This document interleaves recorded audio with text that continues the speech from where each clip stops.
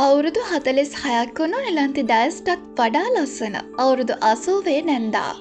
හිතා ගන්නවත් බැරි සිදුවීම මෙන්න.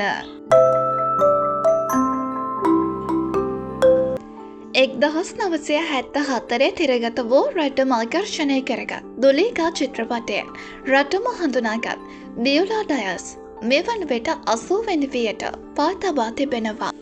බියුලාට අමතරව විජය කුමාරතුංග, ඒ.ඩී. ජයමාන්න, සුමනා අමරසිංහ, සම්පත් ශ්‍රී නන්දලෝචන වැනි නළු නිළියන්ගේ දායකත්වය දුලීකා චිත්‍රපටයට ලැබී තිබුණා. එසේම කලින් සමාජශාලා නර්තන ශිල්පිනියක් වැනි සුළු චරිතවලට සීමා වී සිටි බියුලා ඩයස් මුල්වරට ප්‍රධාන චරිතයක් රඟපෑවේ මෙම චිත්‍රපටයේදී. බියුලා ඩයස් යනු ජනප්‍රිය රංගන ශිල්පිනී නිලන්ති ඩයස්ගේ නැන්දායි. මේ වන විට නිලන්ති ඩයස්ට වයස අවුරුදු 46ක් වනවා. 80 වැනි උපන්දිනය සැමරීමට පැමිණි බියුලා ඩයස් දුටු බොහෝ පිරිස් පුදුමයට පත්ව තිබුණා. වයස අවුරුදු 80ක් වුවත් ඇයගේ පෙනුම තවමත් තරුණියකගේ මෙන් සුරූපී වීම ඊට හේතුව වනවා. ඇය මේ පිළිබඳව පවසන්නේ මෙවන් කතාවක්.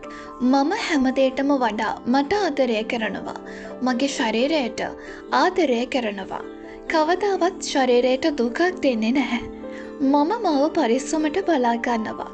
අදටත් මම තරුණියක් වගේ ඇවිත් මගේ 80 වෙනි උපන්දිනය සමරන්නේ අන්න ඒ නිසයි.